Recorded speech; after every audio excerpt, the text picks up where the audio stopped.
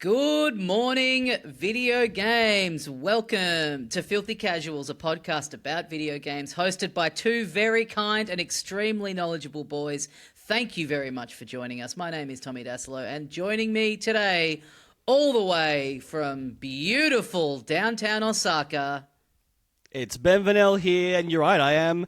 I'm happy to dox myself because I don't know how many people are going to be able to track me down in Japan, but I am reporting live from Dotonbori. Oh, yes. The nightlife center, the beating heart of Osaka.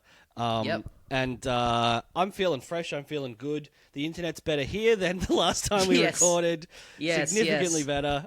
We recorded video drone yesterday with our good friend Greg Larson, which was one of the stupider episodes we've done. But that's really saying something. Yeah, it really is. I think, the more tender the episode, the more kind of heartfelt what's going on, the more we feel an obligation to really just muck it up. Yeah, we really muck it up and yuck it up. But I thought if the internet can handle both Tommy and Greg, then we'll be fine for Filthy Casuals. And if you didn't listen to that episode yesterday, I must again point out that my computer is sitting on top of Cloud Strife from Final Fantasy VII Remake, a 10.6 inch size. Museum quality collectible. It's not a toy, as my girlfriend keeps calling it. It is. Isn't it funny how, and we've had this kind of on both sides, over the years of doing this podcast, being away, being either interstate or often overseas and doing the show remotely, and just kind of picturing you during your day over there, walking around the sights and sounds of Japan and being like, oh yeah, Ben's over there.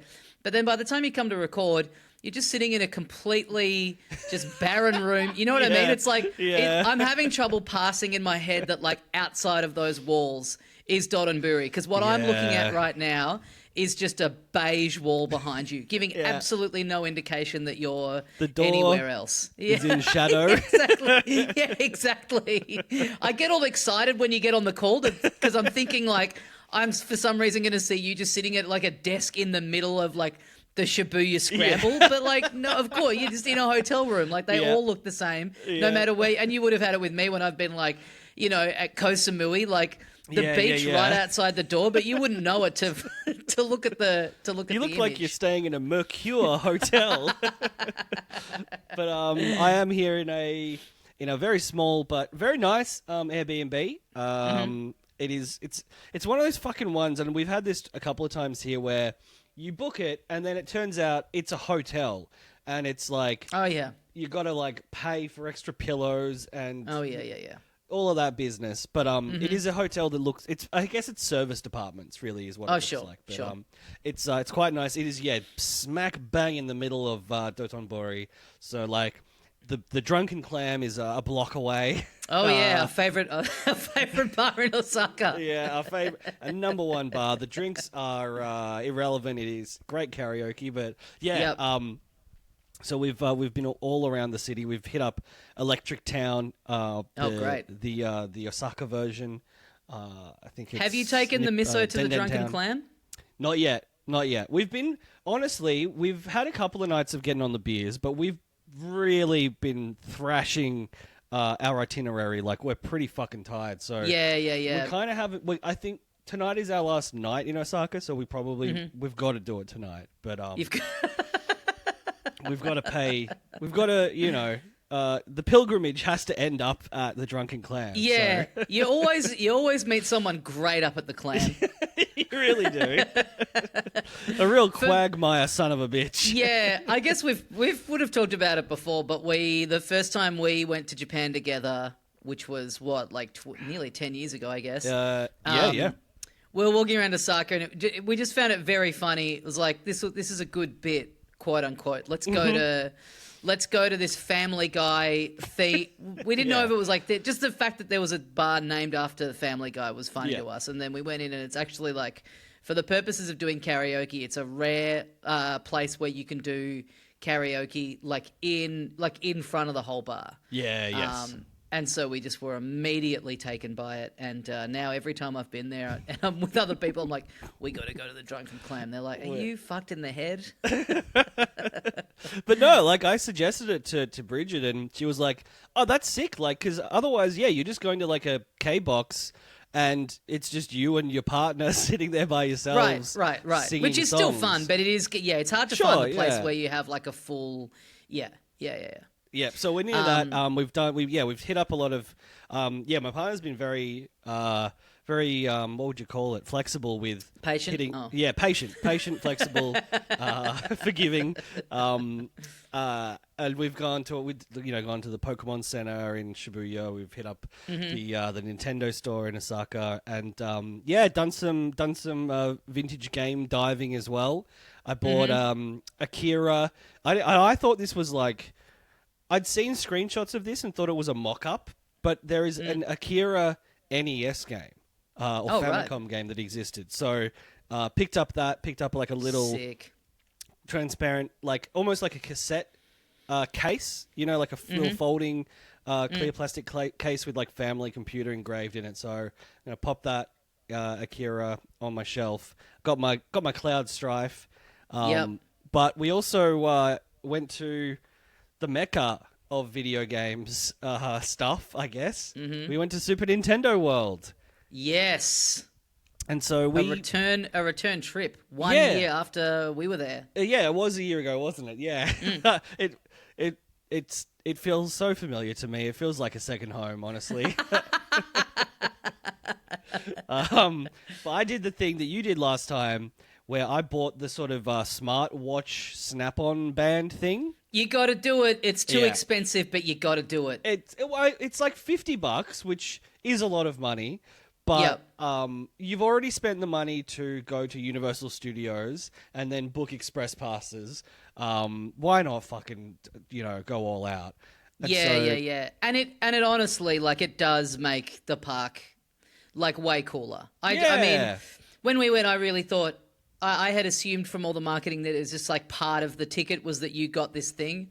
But then, I guess as you say, it's like it's really well made and it does have like a pretty decent amount of tech inside it. So it's like, I don't know. And also I've just got mine sitting on the desk behind me now. It's like a lifelong cool little memento of the day. Yeah. And like they have the Harry Potter section has the wands, which I think is cooler. If I was more into Harry Potter, I would have got one because that, like, it has that sort of tactile thing of like you do trace things in the air to activate these little mini games. Yeah, and it also as like a little relic of something like from the game or from the property that you're engaging with. It's like it is more. You're right. Like it would be cooler if the watch was like, I don't know, a little mushroom or it's like something from the actual thing. Little star, little invincibility star or something. Yeah. But, so I got mine. I got a Yoshi one because I panicked and was like, well, out of the options, probably Mario is my favorite, but that is kind of boring. And then I remembered that I tend to main Yoshi on Mario Kart, so I got myself a nice little dinosaur. Which one did you get, by the way? Was yours... I got Yoshi the one that well? you think is boring. Oh, yeah, okay. I was like, you got to go the like, Mario. You got to go the default. I just thought like get the standard, get the like, I was kind of looking at it thinking like which one would I most vibe having sit on the desk on the shelf, and I was like, it's got to be the Big M. It's kind of annoying with a lot of the merch, and it makes sense, but like. You can really only get stuff of Mario, Luigi, Peach, Bowser, Yoshi, DK, Diddy now as well. P. Diddy, that is. Interesting edition, but no, you're welcome. You're most welcome. And like now you can kind of get plushies. Oh, and Toad. Obviously, you can get Toad as well. Yep. You get plushies of like Shy Guy and Boo, but like I love the Koopa Kids. I love some of the more obscure shit, and if there was just a little plastic figurine of Iggy Koopa, I would have jumped on it. But that's the thing about the like Nintendo park itself. It's like there's very little outside of Mario in the rides and stuff, there's very little other Nintendo stuff. Like there's little Pikmin kind of like Yes. in the park. Like there's a Yes. little kind of bit where next to a bit where you walk along. But then in terms of like at the shop and everything, there's like, I don't know, it would be cool to see. It would be cool to see Nintendo like expand the theme park to the point where it's like there's a Zelda area, there's the Donkey Kong area, there's a Pikmin area, there's a Metroid area or whatever. Yeah. But yeah, I mean, you're preaching to the choir as someone who loves Wario and everything he is and stands for. Yeah. Absolutely minimal amount of Wario in at that theme park. Yeah. Unfortunately, Even the Nintendo store, it doesn't have a massive range. Like you're not getting Birdo, you're not getting Waluigi, stuff like that. Yeah. But apart from the merch, which honestly was very cool, and I did get some of, I got a little plush Bob-omb, which is sick. The new area of the park that we hadn't been to yet is now open. The Donkey Kong jungle? Country? I think it's called Donkey Kong Country. It's probably called Donkey Kong Country if I had to guess. Look, that's a great guess. Let's see if you're right. Let's check in with my photos from yesterday. Not my memory bank from 12 hours ago. It is called Donkey Kong Country. I'm holding a photo up to the yeah, there we webcam. go. Yeah, nice. It's got the little font. It's got the little font. It's got it in Japanese and in English. And it has the music from Donkey Kong playing constantly, and it is so fucking cool. Man, it's crazy how simple, like, how much of an effect such a simple thing can have. Like the Nintendo bit, the like Mario bit where you like walk through the pipe and you come out the castle and the music's playing. Oh. Man, it just hits you like a ton of bricks. And it's like, it's such a... You just go, there's just like some music that I would hear when I play the game, or I could just like sit and listen to on YouTube. But it is, I don't know, like also just being in this kind of like pretty lifelike representation of the world is like... So you walk through the gate and you get in the reen-a-nee-nee, reen-a-nee-nee, reen-a-nee-nee-nee-nee. Yeah, it is. It's so fucking cool. There's a little bit of a transitional area, but not not heaps. Like it's not like walking through the pipe to Nintendo World. Yeah, because I think we could see the doorway. Yeah. Like it was pretty much ready to go when we were there. It had like a big kind of not curtain, but like a big sort of banner over it that said facade, coming soon or whatever. Totally. So yeah, it's like up the back corner of the Nintendo park, right? Yeah. And then you go through into it. Yeah. Yeah, and so like you're walking through this like sort of little archway that the like red brick of the like the Mario turns into sort of the jungle sort of features and stuff. And then it's fucking awesome. There was a big mascot DK there posing for photos with people who kind of looks like the old version. I can't remember if because we talked about like what version they're going to use potentially, and like some of the artwork had the new version. They've changed it. Like a lot of the merch designs and stuff are the new design. But as far as I know, the costume, the big like guy, hasn't changed. Which that's the thing I found funny about it, is that like they roll all this stuff out, they spend all the money on getting the costumes made up, and then like 6 months later, like it's only been that's old school. That's the old boy. That's old guy. Yeah. It's only been open since like October or something. So it kind of is funny timing or funny like non-communication between the two arms to not be like, hey, we're getting pretty close to...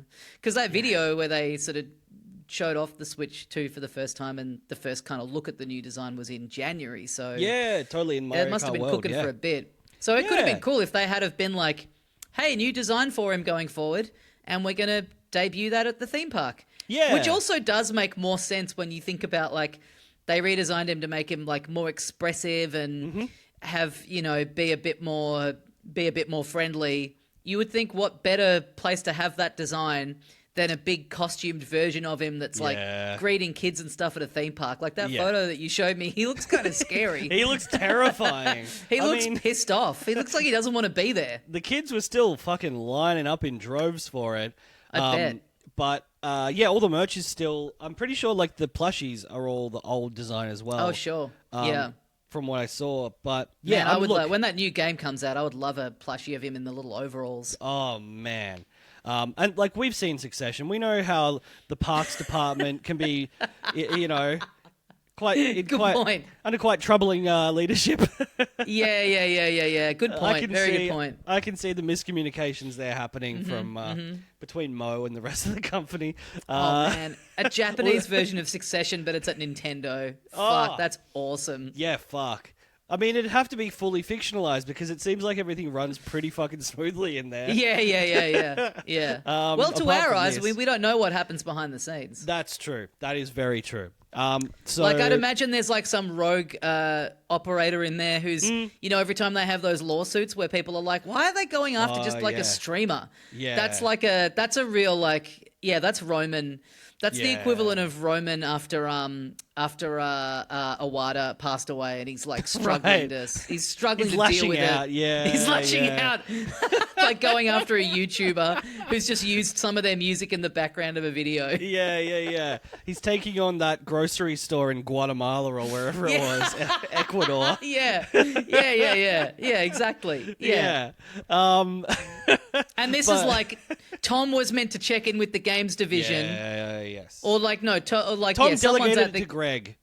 Tom delegated it to Greg, and then Greg was meant to tell distracted. Parks that they were redesigning him, and they didn't, and now they've built the costume, and it's too costly to redo, and Tom's son and Greg's son. But man, don't want to make you too jealous or anything, but the ride itself is one of the best ones that I've ever done. Oh man, it's a great ride. It's a beautiful ride. It's very similar to the Indiana Jones ride we did at Tokyo Disney Sea. I really got that vibe from it. And funnily enough, as if I wasn't already like jealous enough of you being there, as a side thing, I in the mail I got one of the SNES Switch controllers. Oh yeah. And it's crazy how much like more enjoyable those games are to play like on the actual, like a replica of the actual controller. Just how the SNES controller like feels in the hands for especially platformers.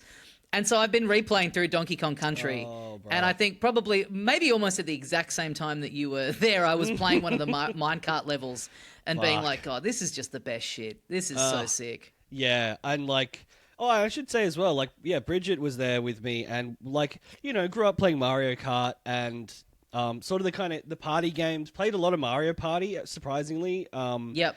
I guess that is the casual party games tend to get a run more just generally. Whereas that's one of the there's like a few of them that even if you've like not owned a console, like you've played GoldenEye, you've played Mario Kart. Totally. And she loves Toad and plays Toad in Mario Kart, and so hell yeah. Just was completely blown away by Nintendo World.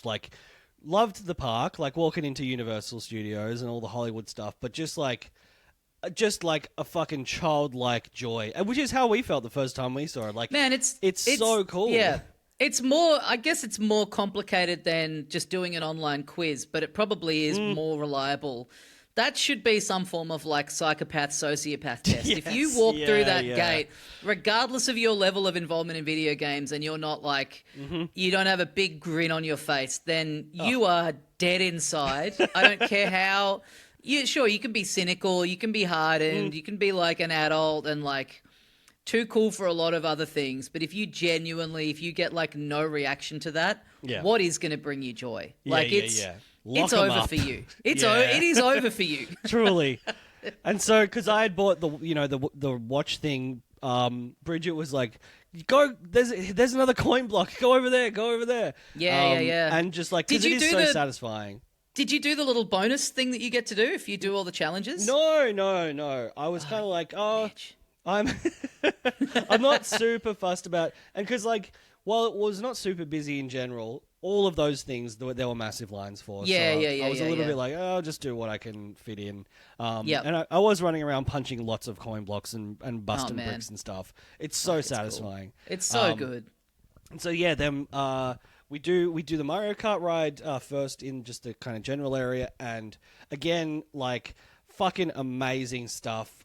Second time I've gotten to do it in my life, and it's still just ridiculously cool. All that tech stuff. Are you pissed off now that you've seen the trailers for Mario Kart World and it's about to come out, and knowing where the franchise is going, that you couldn't take the kart off the rails and just drive it around Osaka Castle? It's it's just over there. Yeah, I know.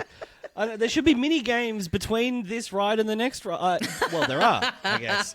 But I guess there are. Yeah. Yeah. No, it's still so much fun. Like, oh man, fuck that. Like the AR stuff is the best I've seen. That stuff like integrated in anything. This is the thing. It's like, I know there's like bits and pieces of it being kind of, trotted out here and there, but we've got the VR stuff. We've got all this like tech stuff that we're dabbling in.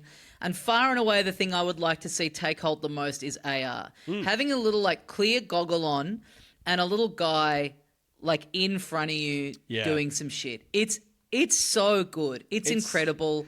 Even when it's on a screen that's, it's like it's still pretty new. So you're suspending a bit of disbelief. Quite narrow, like you can kind of see the edges. But again, like you say. Yeah, but if you got it to a point where it was like, clear thing that took up all your vision, super high res, high definition image in front of you of a little guy dancing on your desk. Yeah. Let's get it going. Put a pause on all the other shit and focus on this. Yeah. Just because... we always have said, like, porn is the industry that leads tech because people just fucking want to participate in it, or consume it. But we should be thinking more about theme park rides. That should be our thought leaders in this field. But that is so cool. And then, the minecart ride, it's kind of intense. It's not just, because there are still, like, that Mario Kart ride is quite... busy and there's a lot going on, but you're basically flat on the ground in a cart on a track that is sort of swiveling on its point. Yeah, you wouldn't call it a roller coaster. It's more like those kind of things where it's like it's a small world ride. Like there's a lot of like tactile, practical stuff of like I can't remember, like a piranha plant or whatever it is. Yes, yeah. Also interacting with the stuff that's on the screen, kind of in front of you. But it's more about just like driving around. The thing that you're on is like not moving super fast, but you're like taking in all this stuff, right? More so than it being like a thrill ride. It's kind of the 4D sort of immersive experience of it rather than But then the minecart is much more like you're on a little roller coaster and you're going round about these fucking mines and going up and down, and like there's bits where it's simulating you like dropping off one rail onto another. Oh, yeah. And that kind of thing. You're dodging, all of these, like you do in the game. You're going from like, left to right and dodging these things. And there's like actual fucking crazy drops and like simulated fire and all. Like you're getting water and like it's really fucking cool. It's hard to describe. Is a it roller doing coaster. The thing that's like Is it doing the thing like what was so cool about the Indiana Jones one that we went on is like you're in this little fake minecart that's like kind of on a bit of a raised pole, and so it's kind of just moving seamlessly along a track. But then the bit that you're on is raised a little bit, and it's kind of ricketing around to make to sort of simulate and make you feel like you're on a really like dodgy track. Which is such a cool effect. And there are bits where you are like going like really intense like S bends, like you're getting shook around like that. I was like, oh, this is way more into like I'm lucky that I didn't like throw my neck out. Like it's it's like quite intense. Despite not being like a giant roller coaster going up and down, but like yes, very similar to those like very very high quality rides where it's the immersive experience, but you're also feeling like you're on this fucking out of control thing that is just missing disaster every second turn. Yeah. Really fun.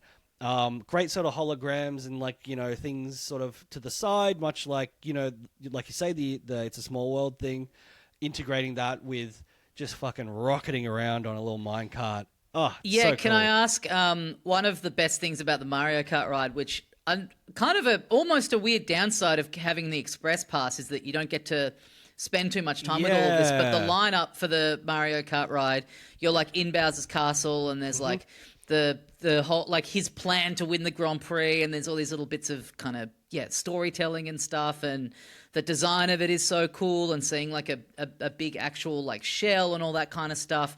What kind of flavor are you getting in the line for the Donkey Kong ride? It wasn't as good as some of the other ones we saw, honestly. Like it was a bit more just kind of like fake sandstone castle tunnels sort of things. Right. There is like a little story to it of like, oh, it's the golden banana's been stolen. And the design of the actual like experience is fucking awesome. Like palm trees and coconuts everywhere, and little streams, and a lot of jungle sort of shit. But yeah, the lineup, which shouldn't be a detractor, but it's not the most interesting lineup. Okay. Right. Mario Kart has that probably beat. And then I reckon the Hogwarts ride is probably the best one of all. Oh yeah, and I mean, I guess they have the benefit too of like they're both, one of them set in they're both set in a castle of some description. So they've got like an environment thing that you can be in, whereas the Donkey Kong thing being sort of like mostly set outdoors. It's a bit, I guess, a bit harder and limited by space. But yeah, I've seen a couple of videos of a little cranky Kong sitting there in a rocking chair. Yes, is that in the line for that, or is that somewhere else in the park? But I think it must be there because there's no other rides in that area. And we did have a good walk around. Oh, the food in the Donkey Kong area is great as well. Oh yeah. We got a hot dog with basically like guac and cheese, and it was fucking delicious. Yeah, like, that sounds good. We're sitting there being like, this is like, if this was in Australia, this would be the worst food that you could possibly buy. Yeah. But it's such good quality there. That was great. That was because we didn't end up going into the Toad. I forget what it's called. Food hall in Toad Super Cafe. Nintendo World, because it was like the busiest bit of any of it when we were there. Totally. Which did seem cool, but yeah. But no, I think it wasn't as crazy the day we were there. But yeah, we'd honked into some delicious DK hot dogs. Oh yeah. But yeah, the ride was awesome. Very, very fun. And then what sort of stuff are you doing in the with your little wristband thing? Is there stuff to do with that in the? I think in the announcement video, didn't they had him like looking for the KONG letters, and Miyamoto's like playing the drum at one point. Yeah, you can play the drums. The letters were there scattered around. There might have been one or two other things as well. Not as many as the regular one, but yeah, you could definitely line up to like do the little to sort of the beat of the music that's sort of like in that area of the park. But yeah, very cool stuff. And I think that's sick. The letters you like do just like punch down on the little Mario symbol or the DK symbol on them to pick them up. But yeah, lots of cool interactive stuff there as well. And yeah, the design, like the visual design of the area is cool. There's a big creepy cave, and yeah, it was fucking awesome. I love sick. it. I really love that they've gone so all in on Donkey Kong. He was like for so long they haven't made a game with him. He's kind of just been pops up as he's an option in all the sports games and the kart games and stuff. Kind of having him be so prominently featured in the movie, which I guess I don't know. I really don't know. I wonder which came first, whether it was like, let's do that, and then his popularity in that has made them go, let's put him in more games and make this theme park, or whether it's, whether they just suddenly realized like, why are we sitting on this guy? Why are we letting him go dormant? He's the first one. He's like, pre-Bowser, it's like Mario versus Donkey. That's the rivalry. Yeah. I find that more interesting than, Mario fighting Bowser again. And so, yeah, I mean, I'm pumped to go to this theme park at some stage. I'm really I'm pumped to go like post playing the game. I just can't wait for this game. I'm so excited to see like what else is going on with it. The demo that I played of it the other week was great. And like I said this on last week's episode, but like even a lot of the Donkey Kong games that they've made, like Donkey Kong 64, kind of just felt like it could have been any characters in that game. It could have just been like a new Banjo-Kazooie game. Right. But like this new one being like you're using his strength to like pull at the environment, and like it really does feel like, you couldn't do this with any other. It wouldn't make sense for it to be Yoshi or Mario unless it was Mario's got some new power and he can like, just actually using the assets of the character to be like, this is what this is like a style of game that you could only do with this character. Totally. It's sick. Yeah. It's DK season, baby. Oh, but yeah, that was it. Like we walked away from that and I was like, Bridget was like, did you play a lot of like Donkey Kong games? Because like, she also fucking like loved that section even more maybe than the regular one, and I was Yep. like, oh, not really. Like, I've played kind of the two most recent ones. We didn't have like a SNES growing up, so but then I was like, but there's a new one coming out a month after the Switch launches. And she was like, oh, you better believe I'm watching you play that game. This would be awesome if it got Bridget into the Donkey Kong. Like, this like gamifies her, but just like only for Donkey Kong. Like, you get home and she's playing Tropical Freeze and like, and then just, main lines like, goes like Lauren with Hogwarts Legacy, like plays through Donkey Kong Bonanza like 4 times, even though there's not even different houses to play as. It's just literally getting to the end and starting again. That's probably what I'll end up doing, honestly. Yeah, no, totally. Well, she was like, oh, like, can we play the old ones on your... Because, I've got my Cyberdeck, my Raspberry Pi. So we gotta fire up Donkey Kong Country. Give that a little bell. But yeah, overall fucking great experience. Like I said, for someone who's not super into games as perhaps you and I are, also, if anything, more impressive because, when you're not as in touch with that stuff, seeing it all fucking perfectly recreated, you're just like, oh, I'm back in a big way. I mean, I think it is like, probably if you've not engaged with any of that stuff and you're like our age, it's like that effect of it, like awakening that nostalgia in you and that like child like feeling is kind of more potent because you're not, we're doing some version of that every week. Yeah. Whereas if you've not really interacted with any of that stuff since you were like 12 or whatever, and you walk through that gate and you hear that like main Mario music and you see the spinning coins and the blocks. I mean, that's the thing about those franchises is that they've stayed, they redesign the characters a little bit here and there and add in the odd new thing, but they still, like so many of the elements of a Mario game now,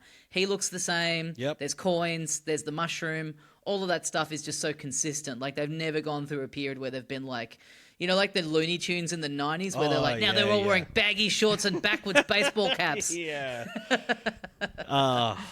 We did get an era of bootleg Mario and Luigi merch at Caribbean Gardens where they were wearing backward hats.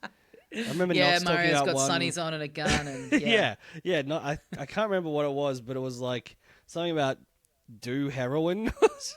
Oh, yeah. I can't remember. It was Luigi doing heroin.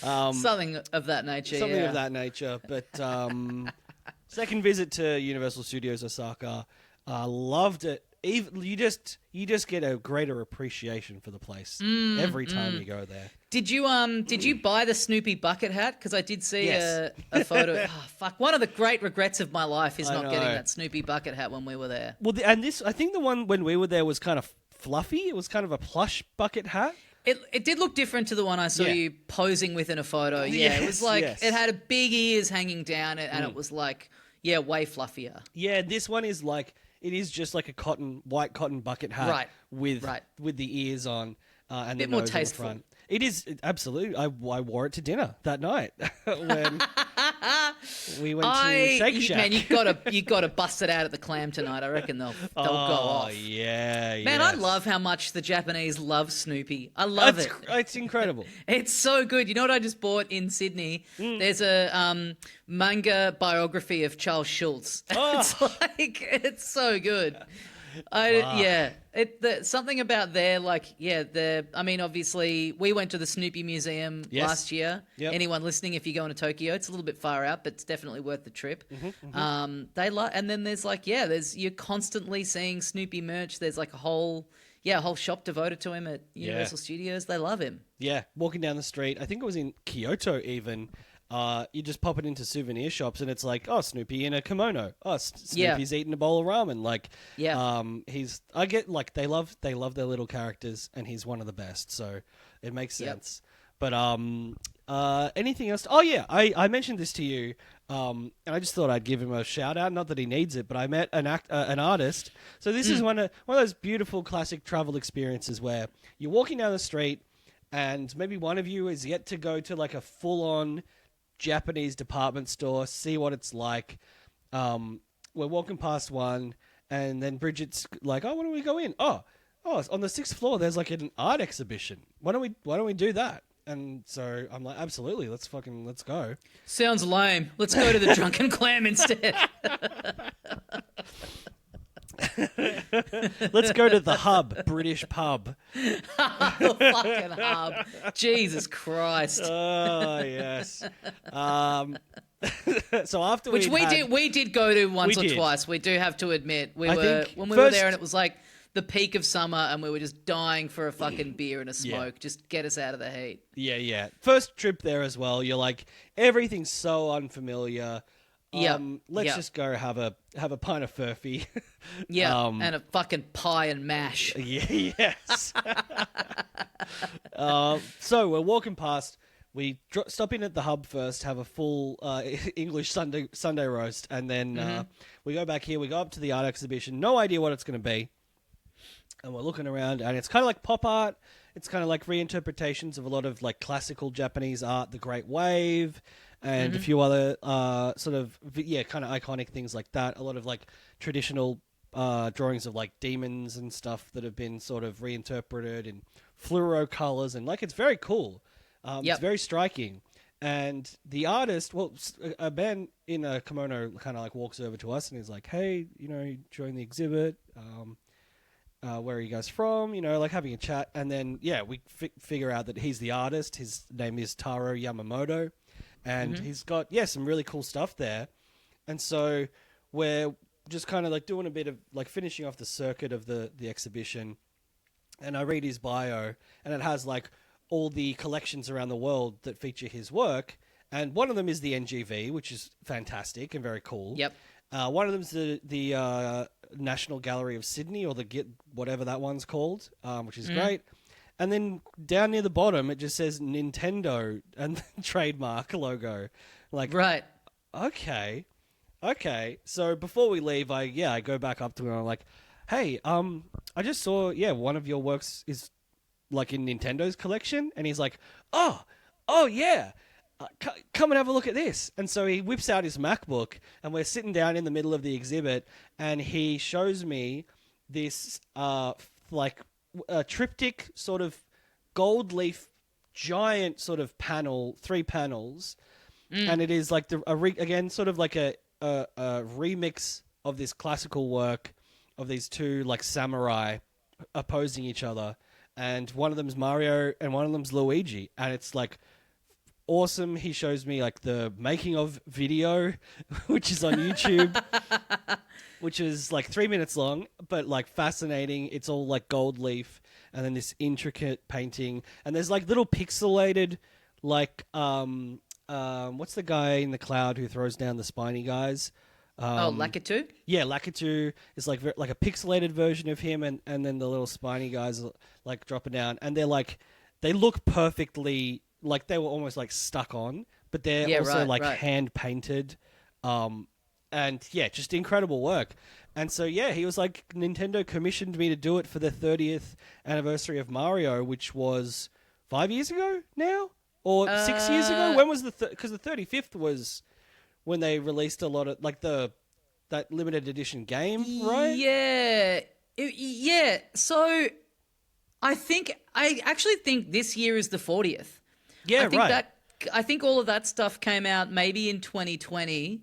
It must have, right? Because remember it was like in the lockdown, and they brought out that the 3D All Stars, and the Bowser's Fury thing was a part of that, and the Mario Kart remote control car thing, and like the free to play online, like Mario 100. This year's 40 because I've seen people saying like they haven't announced a new 3D Mario yet, and surely are they going to do anything for this being the 40th year? Like people are going, come on, boys, are you going to do anything for this? And especially given that those plans felt kind of a bit truncated because of being in lockdown and everything. Anyway. Right. So that would have been like 10 years ago that he did it, right? Yeah, I just looked it up now. It is, Mario and Luigi Rimpa, which is the style of art.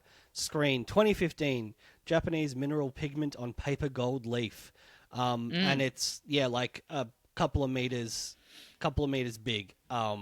It's fucking awesome stuff. And he had other stuff. He's done sort of like commissions for Nintendo before, but awesome artist and great piece of work. I would recommend looking that one up. look up Taro Yamamoto Nintendo, and it'll be one of the first results. But also a lovely guy, and I was like, man, you got to come to Melbourne. The art scene is sick, so hopefully he comes to Melbourne, and we can have him on the podcast. He spoke very good English. He can do a new one with Wario and Waluigi and gift it to the NGV. Yes. Yes, and they're sucking each other off. We'll put in some calls. We'll try and get that run up the flagpole. Yep. Well, I've been back here in Melbourne. I've been playing some stuff. I've had kind of a bit of an opposite experience to you and the kind of the whimsical, joyful experience that you had experiencing Super Nintendo World. I've been playing Doom: The Dark Ages. Yeah, right. We've kind of been keen on this one for a while since it was announced.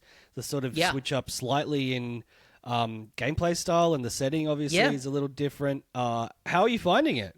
It's a huge switch up, and it really works. So it's if you don't know, it's like I could not tell you for the life of me what is going on in the story. There's a lot of cutscenes that are like a lot more focused on the kind of human characters that are dealing with this like influx of demons and stuff. I don't. You just got to kind of.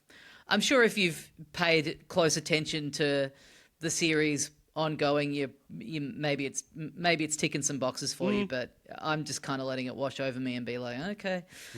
But yeah, it's kind of this sort of weird medieval sci-fi hybrid where you're like walking around castles and there's demons coming in, and then you'll be like in sort of a spaceshipy looking area. It's cool. It's really sick.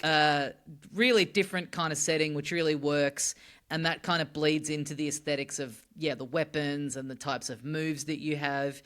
It is, I mean, I can't really remember too much of the specifics of Doom Eternal, but just when I was looking it up, it was very like movement based.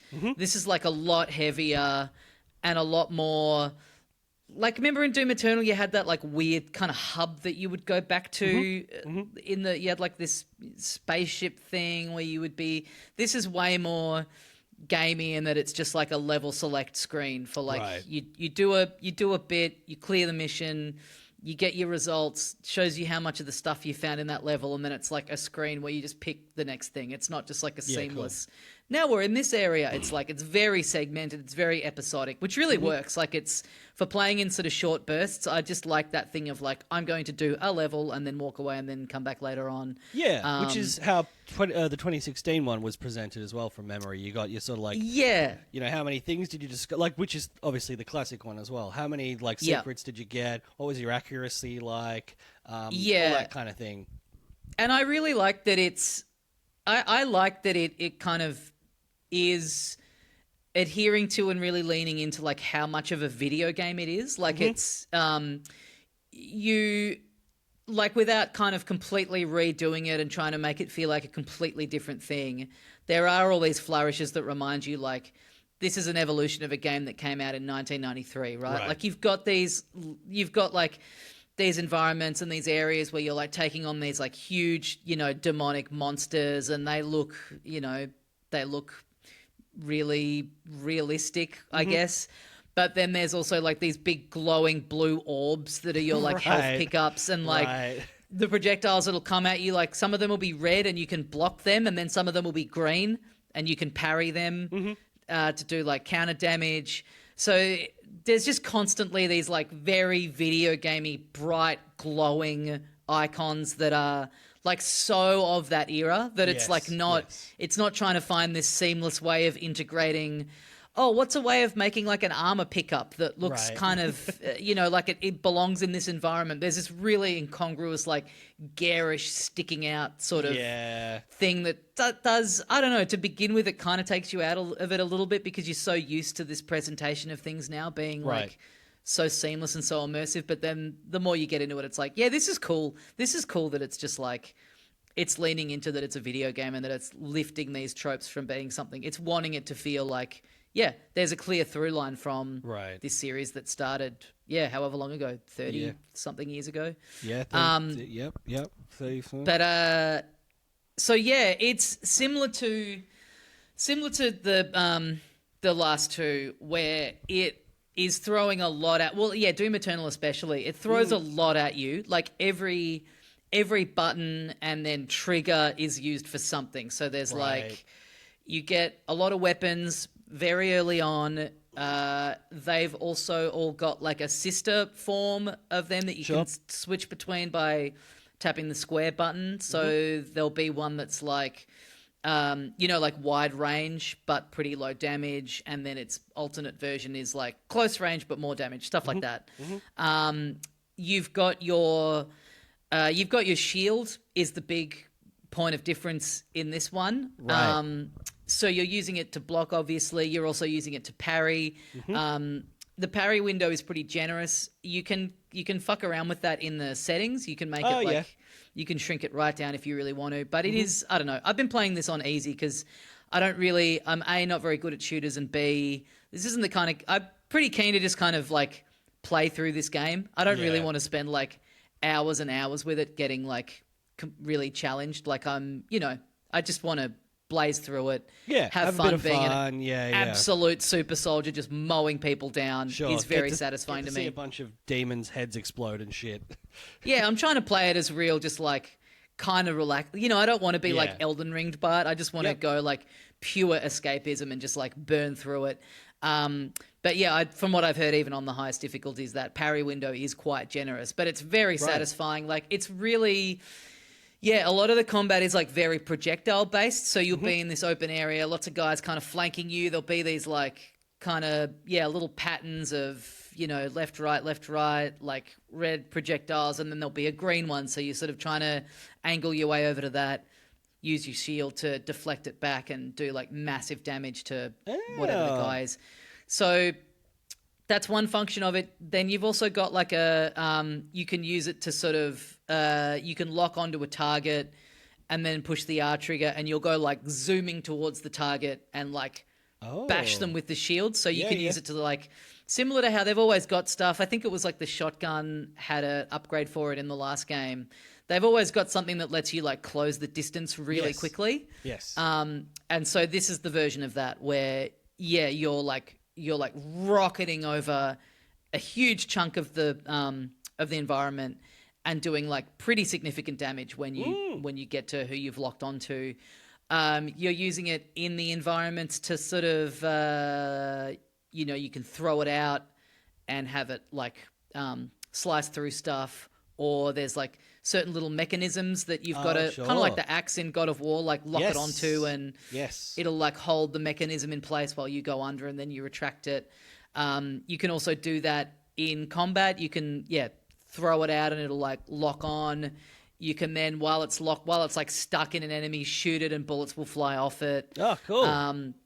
There's like a cool thing where you'll have like a row of enemies that all have shields that your bullets won't do any damage to, but if you shoot them enough, they'll start to go red, like they'll heat up, and then you can throw your shield into that and it'll slice through all of them. And doing combo stuff like that is really satisfying. Oh, sick.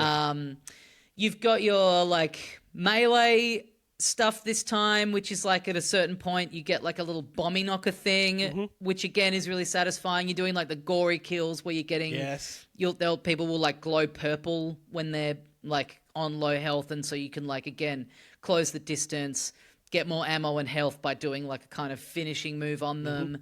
And then God, what else? You've got a dragon that you find at a certain point where you're flying around, you're doing these kinds of missions where you're like having to lock onto a turret and sort of deflect its ammo back at it to kind of you'll get like these like 5 little areas that you've got to fly around and take all of them out, and then you land and then you kind of go through a on foot bit. I think they're pretty sparing throughout the game, but they do like break it up, and it is, thematically it's like, he's got to have a fucking dragon. You've got to be flying around on a dragon shooting people from the back of a dragon. I'm really enjoying it. I just did the level last night, level 6, where the one that I've read a lot of people online be like, that's the first point where it really kind of like locks on. You're like around this castle that's got all these gates that are opening up that you've got to like go in and clear out and just the environmental stuff of it being this like little medieval village is really cool, and I'm so far enjoying it. It's got a bit more of the flavor of like the original remake than I liked Eternal, but it had a lot more like movement and they put platforming into these games, which just never really works for it. I haven't really had any of that yet. There's no double jump. There's no like air dash. It is very like heavy, like it's very weighty. Like there's frequent bits where you'll come out and you're like on the edge of a cliff, and you've got to like jump off, and there's like a whole bunch of enemies down on the ground, and you kind of fall through the air and you land with this massive impact that just like destroys everyone around you. It's very satisfying, this feeling of like you're basically this god that's powerful this and fucking tank. Has so much weight to him. It's really fun. It's so dumb. It's like all the story stuff is just idiotic. The stuff that is happening is just crazy and stupid. There's like metal music playing constantly. But it's good. It's a really satisfying, fun popcorn game where, like Claire Obscure has this like really beautiful and immersive story and characters, and there's other games that have like that are more about this very interesting, different tactile gameplay loop, something like a Blueprints. This is just pure popcorn. You're getting guns you're getting plasma guns. You're like the first few hours of the game, you're just constantly unlocking new weapons. You're getting new stuff all the time. So it's so satisfying where it's not like drip feeding you these new bits. It's like you're learning something new every few minutes, it feels like. Which is a little annoying in the sense that you get a new gun, then there's like a little tutorial bit of text that comes up on the screen. It is a bit like, just get me in there. But it is feeling, even when it's just kind of setting up the story and guiding you through like a very like corridor style of gameplay to just kind of show you the ropes and everything, it still is like adding new stuff, and it's still satisfying, and it's engaging, and it's feeling fresh at every turn. It's fun. I think you'll enjoy it. I'm having a really good time with it. Oh man, I loved the 2016 remake, and I played through the whole thing, and just had I think the same issues that you had with Eternal, but kind of more so. I remember dipping out really, really early on it. But I think we were all a bit cold on it. I was liking it, but again, I was just clocked out at a certain point. There was a lot of like that kind of not open world, but it was a bit more. I don't know.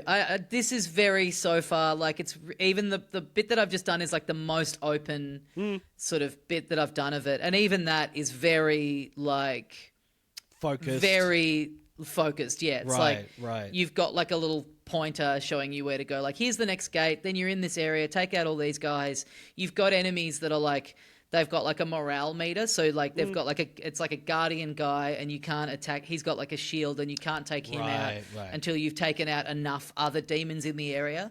So he'll be kind of off in the distance, sort of fucking you up. And again, he's got this very inelegant like a little barrier of like yellow shield icons around him. It's just like there's no attempt at making it more like immersive or like in-world explanation. It's just like, no, he's got shields around him. So you just kind of have to spend some time walking around that area, dispatching as many of these little demon other guys as you can. The variety of the different types of enemies is really satisfying, and you kind of get to know like, oh yeah, that's right, this guy, this is how to take him out. This is the best way to do this. It's just constantly throwing new stuff around you, and the like little bits of exploration you can do where you'll find hidden secret areas where you get like more gold and more of the little rubies that you need to upgrade your weapons. Like there's like, skill trees and stuff for all of the different weapons that, unleash things like, when you use this gun, it applies shock to all the enemies that are nearby, and like all that kind of stuff. So like once you start kind of playing around with that and getting more of that going, it's like you go back in and you just notice the effect immediately. Very satisfying.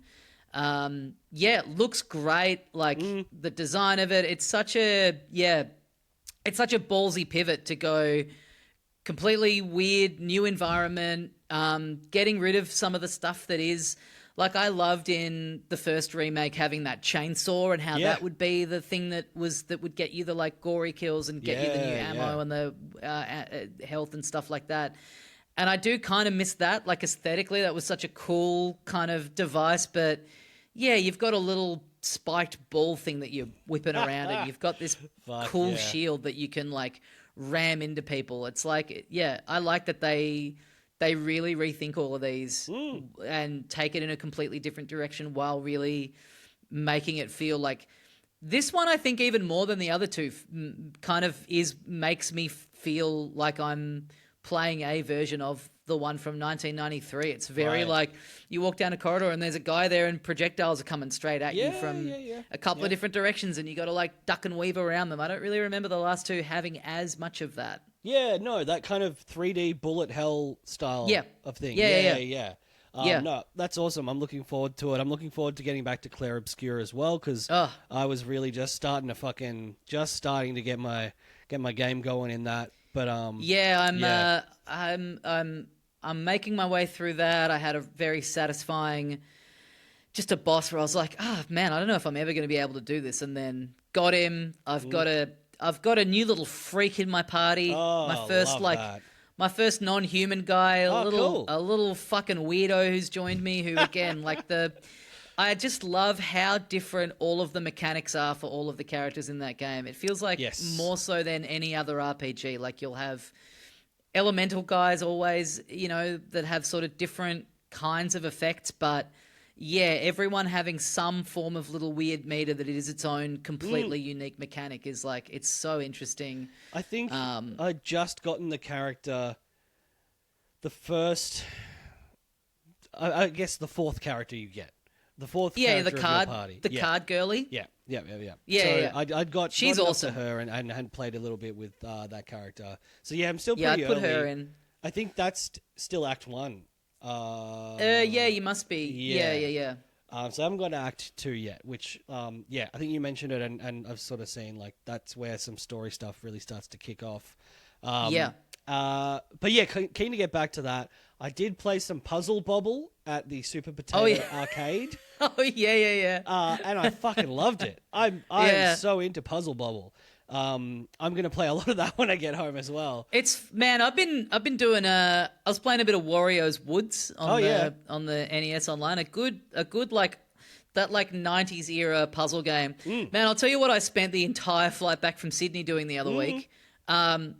Because it came out and I think I played it for like 5 minutes on the tram and then just kind of forgot about it. But I spent my entire hour-long flight playing Katamari Damacy on the on the iPhone. Re-rolled? I forget what it's... no, the iPhone version that has some weird specific name. What is it called? I've got to open it to get it to tell me the fucking name. God damn it.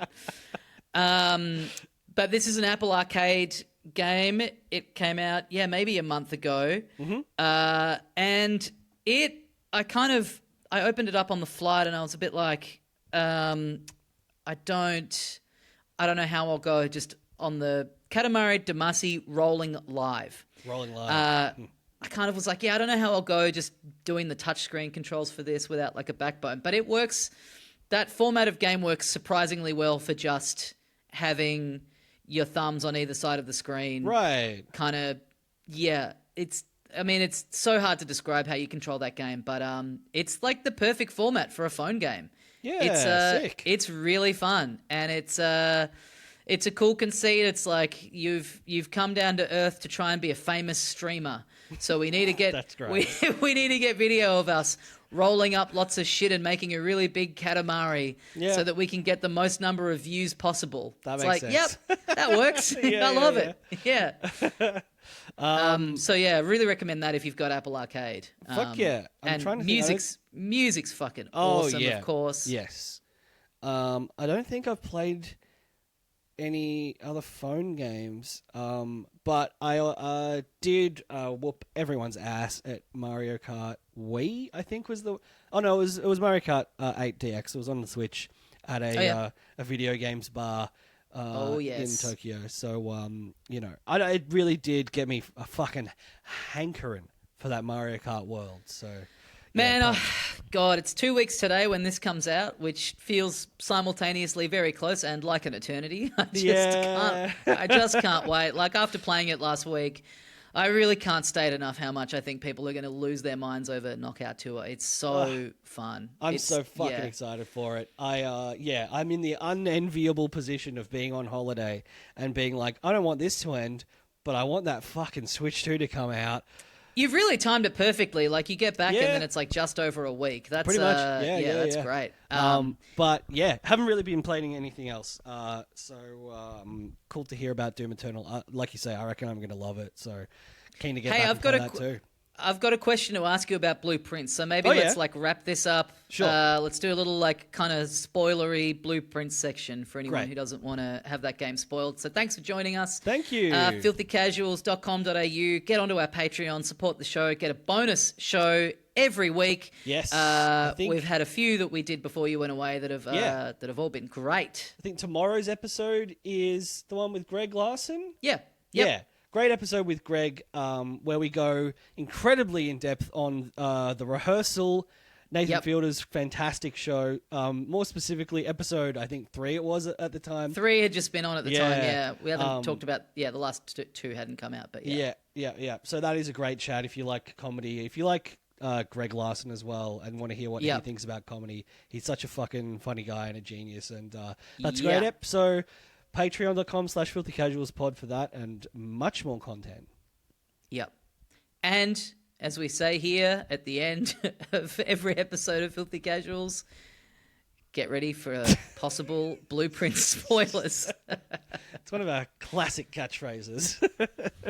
So I hadn't played for a bit, and I dipped back in Sydney on the Steam Deck. Mm-hmm. And so I'm underground. I found that goddamn that lever to open the door in the antechamber. Right, you go down the big You get tunnel. that little cutscene where you see the kind of door opening up, and then you see door number 40 or room number 46 behind it. Yes. And before getting down there, I had a few runs where I'd gotten the broken lever. Yep. And I'd gone into the greenhouse and I'd gotten access to the antechamber, but then hadn't been able to go from there. And so now I'm in the infuriating position of I've got that lever to get that open, and I just need to get that combo of rooms where I get the lever and I get the greenhouse. Yes. And now in my head I'm thinking, Lady Luck is just not smiling upon me. But is there something that I've missed that I can be doing to stack the deck in my favor? Because I think I told you that my last day when I got into room 46, I had gotten an incredible combo of like bonuses. I'd gotten the outside room of rooms will have more dig spots.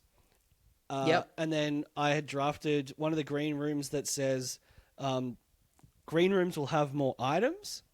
Yep. And so every green room was filled with about 6 or 7 dig spots, and they all had beneficial items. I was banking keys, I was banking gems. I had like 70 steps to play with by that point. Yeah, I haven't unlocked any of that stuff that bumps up my steps at the start of a run. Like, I've gotten like the sauna and stuff like that, but none of the. Do you mean like permanently, like the gem mine? Yeah, I haven't gotten any of that yet, which is like that is really very feeling handy. like that is very because handy. To go and like use that outside room and then to go down. Annoyingly, you have to like pull the antechamber lever like every time. It's not just permanently done. And fuck, you burn through steps doing those two things. You eat through about 20 steps just through like traversing those two bits. And that literally the bonus you get is I think an extra 20 steps. So God damn it. I got to figure that out. You got to figure that out. Is that the thing that's in the laboratory? No. It's one of the outside things. Oh, interesting. Yeah. Like I do it from the outside. Yes. Like you find the answer inside the mansion, but the way you actually do it is outside. It's one of the spaces outside. So go and have a hunt around for a place that's like, barred by a gate or whatever, and see if you can, But not like, unfortunately, it's just a matter of luck at this point. Because I started to think like, I know there's all the stuff about like, yeah, colors and all these like other little clues that are in there. And I was like, am I doing something wrong here where there is something that I've missed about a way that you can kind of set it up for yourself that you will start to get, you know what I mean? Like the types of rooms you want, the colors of rooms you want. Because yeah, I like, before I'd gotten underground, I had like maybe 3 or 4 runs in a row where I got the broken lever and I got the greenhouse, and I was like, fuck, I'm set. This is just happening for me every time without even trying too hard. And then now I'm like, I had like 4 runs in a row after getting the antechamber thing where I like didn't get any green rooms coming up in the draft at all. I'm like, God fucking damn it. No, I reckon once I got to the point you're at, it still took me another like solid day of like sitting at the computer being like, all right, today I'm going to finish this game. And it took hours and hours and hours. But yeah, eventually you hit a real sweet spot of like, oh, okay, I've got enough keys and gems and shit up my sleeve to fuck around. Getting down into that underground bit and then figuring out how to do the little gear thing to be able to cross over. And then down that corridor, you find there's that little gap that you go down and you're sort of like in the cliff face and you go into a room where there's like a little chessboard and you're like, oh, I said out loud, oh, you cunt. And so, yeah, there's still you stuff keep that's seeing not... like pawns and knights and bishops and stuff like randomly in some of the rooms. It's like, yeah, whatever, a bit of set dressing. And then you're like, I should have been writing all them down. I know. No. I completed the game without figuring out any of that, so that's all post. There's heaps of post game stuff, but no, I think you could find more stuff to make it easier, but in terms of like functionally, yes, you can. I've finish got the everything. Game. Yeah. It does feel like I've got everything I need right now. Yeah. And we've got everything we need to finish this app. That's it. All right. Thanks, everyone. Bye. Thanks. Bye.